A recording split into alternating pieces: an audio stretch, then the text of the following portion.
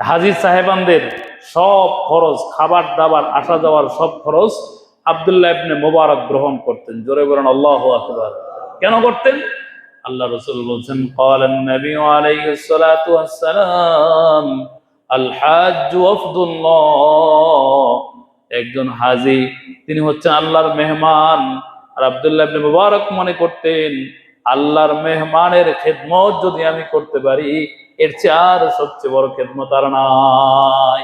এটাই অর্থ যে আল্লাহ, আপনার দরবারে আমি হাজিরা দিলাম, বারবার হাজিরা দিলাম। আল্লাহ, আপনি তো ইব্রাহিম আলাইহিস সালামের মাধ্যমে বলছেন তোমরা সবাই আমার ঘর জিয়ারত করো। আল্লাহ, সেই হাজারো বছর আগের ঘোষণাকে শুনে আমরা আপনার ঘর জিয়ারত করতে চলে আসছি। আল্লাহ আমি হাজির, আল্লাহ আমি হাজির। আল্লাহু আকবার। এভাবে বান্দা বলতে থাকে, বান্দা বলতে থাকে। আব্দুল্লাহ ইবনে মুবারক তার পুরা গ্রুপ সহকারে হজ করেন। হজে বাইতুল্লাহ সফর, হজ করার পরে, তওয়াফ করার পরে মাতাফের মধ্যে ঘুমিয়ে আছেন। 6 লক্ষ লোক ওই বছর বাইতুল্লাহ জিয়ারত করতেছেন, তিনি ঘুমাইতেছেন। তো ঘুমের সময় তিনি দেখলেন, ওনার কিতাবে আসছে, এই ঘুমের সময় দেখলেন একজন লোক তার মাথার সামনে বসে আছে, আর একজন লোক তার পায়ের সামনে বসে আছে। মাথার লোক পায়ের লোককে জিজ্ঞেস করতেছেন, এবছর কত লোক হজ করেছে? বলে এবছর হজ করেছে প্রায় 6 লক্ষ লোক। এবার পায়ের লোক বলতেছে, এবছর কারো হজ কবুল হয় নাই, কারো হজ কবুল হয় নাই, তবে একজন ব্যক্তির কারণে এই 6 লক্ষ লোকের হজ আল্লাহ কবুল করেছে। আল্লাহু আকবার। সে কে? সিরিয়ার একজন মুসি, জুতা সেলাই করে। এই সিরিয়ার মুসির কারণে, তার উসিলায় আল্লাহ তাআলা 6 লক্ষ লোকের হজ আল্লাহ তাআলা কবুল করে নিয়েছেন। আওয়াজ করে বলুন আল্লাহু আকবার। তাহলে আল্লাহর কাছে কবুল হওয়ার জন্য বিশাল বড় নামি দামি হতে হবে? সাধারণ একটা হালাল পেশা আপনি গ্রহণ করতে হবে। একজন আলেম, যার থেকে ইমাম বুখারীর মতো একজন ইমাম, যার ছাত্র হিসেবে ওনার মতো আরো শত শত ছাত্র আছে, নামকরা ছাত্র, এত জগৎ বিখ্যাত ইমাম আবু হানিফা রাহমাতুল্লাহ আলাইহির ছাত্র আব্দুল্লাহ ইবনে মুবারক। তো স্বাভাবিকভাবে বাস্তবতার দিক থেকে চিন্তা আসছে মনের মধ্যে, আমাকে আল্লাহ তাআলা এত ইলম দান করেছেন, আমল দান করেছেন, আমার মাধ্যমেও কবুল করলেন না। আল্লাহ তাআলা একজন সাধারণ মুসির কারণে হজকে কবুল করেছেন, এটা জানার ইচ্ছা জাগে কিনা? আওয়াজ করে বলেন। জানার ইচ্ছা জাগে। আব্দুল্লাহ ইবনে মুবারক হজ কাজ শেষ, কাফেলার সবাইকে বললেন, তোমরা দেশে চলে যাও, বাড়িতে চলে যাও, আমি এই ঘটনার রহস্য খোলার আগে আমি বাড়িতে ফিরবো না। কাবা থেকে সরাসরি রওনা হলেন সিরিয়ার দিকে। শাম দেশ সিরিয়া, বর্তমান ফিলিস্তিন। কাবা থেকে বাইতুল মুকাদ্দাস এলাকার দিকে রওনা হলেন, 100 মাইল দূরত্বে। বাইতুল মুকাদ্দাসে রওনা হইয়া সেখানে গিয়া তিনি খোঁজ লাগাইলেন, এই তোমাদের এলাকায় ওই যে স্বপ্ন দেখছেন মনে আছে, তোমাদের এলাকায় আব্দুল্লাহ ইবনে মুআফফাক নামে লোকটা কোথায়? তোমরা চেনো নাকি আব্দুল্লাহ ইবনে মুআফফাক নামে ওই লোকটাকে? আব্দুল্লাহ ইবনে মুবারকের ছাত্র ওই দেশের মতো অনেক আছে, সারা পৃথিবীতে ছড়ায় আছে। ওই ছাত্রদের কাছে জিজ্ঞেস করেন, আব্দুল্লাহ ইবনে মুআফফাককে চিনো কিনা? কেউ চিনে, কেউ চিনে না। খুঁজতে খুঁজতে খুঁজতে খুঁজতে বলে, একজন মুচি আছে আমাদের এলাকায়, ওই যে এখানে থাকে। আব্দুল্লাহ ইবনে মুআফফাককে খুঁজতে খুঁজতে আব্দুল্লাহ ইবনে মুবারক পুরের ঘরের মধ্যে গেলেন। জীর্ণ শীর্ণ দেহে একজন ব্যক্তি, একটা পরিবার নিয়ে সেখানে অবস্থান করতেছে। জিজ্ঞেস করলেন, তুমি কি আব্দুল্লাহ ইবনে মুআফফাক? বলে, হ্যাঁ আমি আব্দুল্লাহ ইবনে মুআফফাক। যদি তুমি মুআফফাক হয়ে থাকো, তোমার কি হালত বিস্তারিত জানার পরে এবার জিজ্ঞেস করলেন, তুমি কি এবার হজে গেছিলা? বলে, হ্যাঁ এবার হজে গেছিলাম, নিয়ত করেছিলাম হজে যাওয়ার, হজে যাওয়ার নিয়ত করেছিলাম। তো কি হয়েছে? হজে যাওয়ার নিয়ত করেছি, স্ত্রীর কাছে আমি আগের দিন বিদায় নেওয়ার জন্য আসছি। স্ত্রীকে বললাম, স্ত্রী আমি তো আগামীকাল হজে যাব। স্ত্রী বলেন, আপনি হজে যাবেন, ভালো কথা।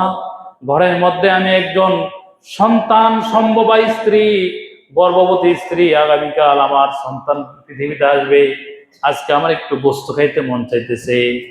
যখন বাজারে যাইতেছিলেন, এই পথে তিনি দেখতে পাইলেন একটা ডাস্টবিন থেকে একজন মহিলা একটা মুরগি নিতেছে, মরা মুরগি নিতেছে ডাস্টবিন থেকে। তো ওই মহিলা তিনি থমকে দাঁড়ায় গেলেন। সাধারণ মানুষ তো, মুসলমানরা তো মরা মুরগি খায় না। ডাকলেন মহিলাকে পর্দার সাথে, যে ডাকেন, দাঁড়ান, আপনার কি খবর, আপনি মরা মুরগি নেন কেন? বলে যে আমি একজন গরিব অবহেলিত একটা পরিবার থেকে আমার স্বামী অসুস্থ, কামাই রোজগার করতে পারে না।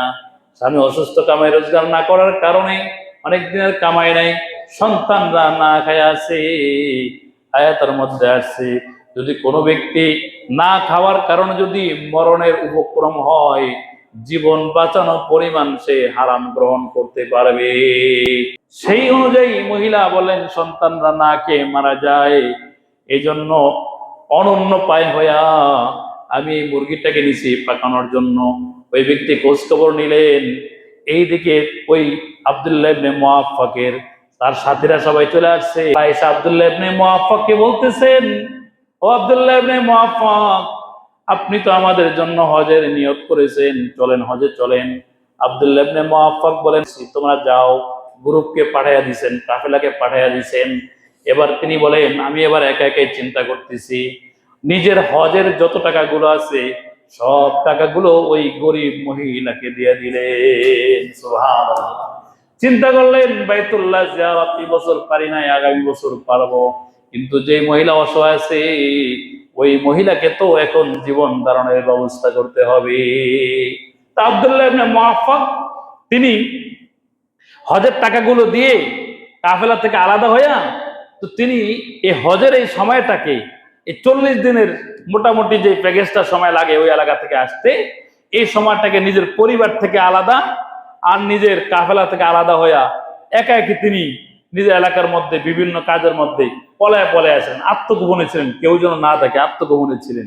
আর হজের নিয়ত করছে, হজেও গেলাম না, আবার যদি হজে না যাই তিরস্কার করবে, এই জন্য নিজেকে একটু পলায় রাখছেন, গোপনে রাখছেন।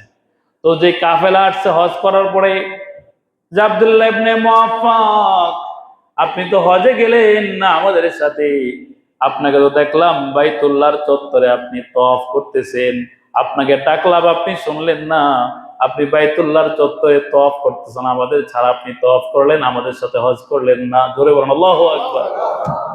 বাইতুল্লাহ তো হজই যায় নাই, তো তিনি তওয়াফ করতেছেন, কে করাইতেছেন আওয়াজ করে বলে? তুমি হজে যাও নাই, তোমার হজের দায়িত্ব আমি রব্বুল আলামিন নিয়ে নিলাম। আব্দুল্লাহ ইবনে মুবারক বলেন এই ঘটনা। এবার শোনো আব্দুল্লাহ ইবনে মুআফফাক, তুমি হজে যাও নাই, কি হয়েছে আমাকে চিনো, আল্লাহ আমাকে এমন যশকে দিয়েছেন, আমি বললাম জমানার শ্রেষ্ঠ আলেম আব্দুল্লাহ ইবনে মুবারক হতবাক হয়ে গেছেন। আপনাকে দেখার জন্য রাজা বাদশারা যেভাবে উৎসাহী থাকে, আপনি আমার কাছে চলে আসছেন। হ্যাঁ, তোমার কাছে চলে আসছি, আমি স্বপ্নে দেখেছি এবছর হজ 6 লক্ষ মানুষের হজ আল্লাহ তাআলা তোমার বিনিময়ে কবুল করেছে। আল্লাহু আকবার।